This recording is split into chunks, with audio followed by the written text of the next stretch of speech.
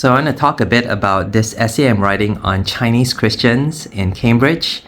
And looking at the demographics, I have three categories. I have historical, cultural, and theological.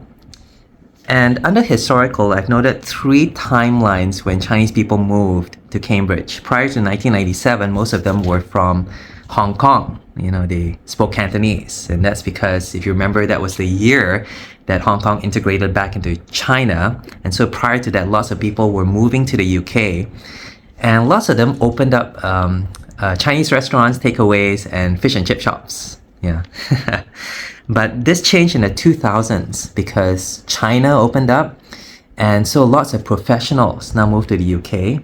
And lots of students moved to the university. They studied in Cambridge University.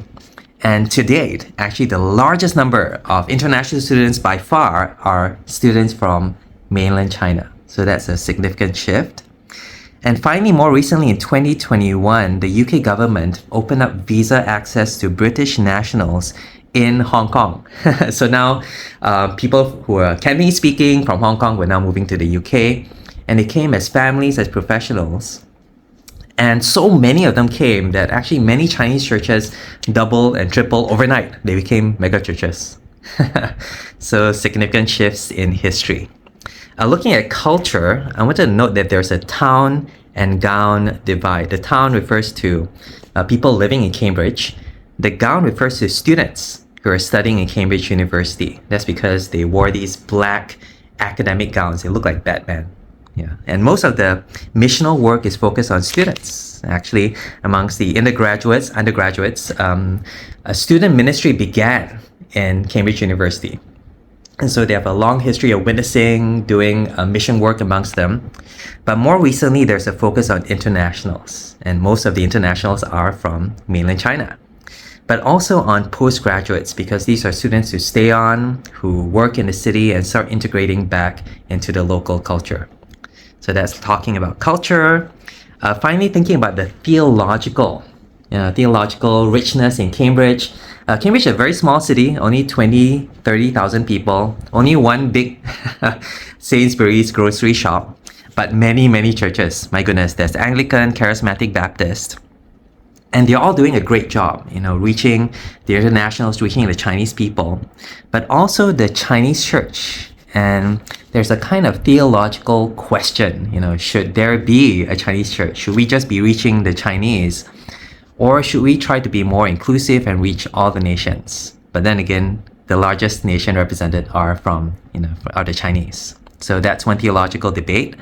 Also, there's the church and parachurch approach to evangelism. The church tries to create a home, but the parachurch organizations tries to go out and reach people with the gospel.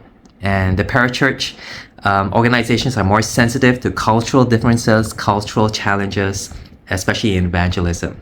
But both are doing a great job. The churches bring them in, the parachurch brings the gospel out.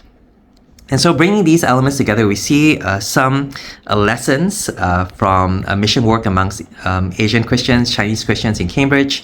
Firstly, it's multi-generational, and that's because it's happened over many years. But also it's happened over many contexts, amongst Cantonese speakers, among mainland Chinese, amongst different nations. And what's wonderful is if you go to a Chinese church, you see grandma, grandpa, parents, and kids and grandkids, and many, many generations in this one church, which is actually quite rare in Cambridge because most of them are undergraduates. Most of them are 18, 19 years old. But if you go to a Chinese church, you actually see multi-generations of believers. Very encouraging. Secondly, it's multicultural. And that's because Chinese people are not all the same. Some of them are banana like me from Malaysia and Singapore. Some of them come from China, but also some of them come also from Hong Kong and Taiwan. And there are some sensitivities there and some challenges as well to take into account if you want to do mission and evangelism amongst these different cultures. And finally, it's very, very missional because here in this one city, you're reaching so many people and you're also helping them to bring the gospel back home. So there's a bigger perspective than just this one city. There's a bigger perspective than just this one people because there's an opportunity to reach the nations by reaching this one nation in this one city.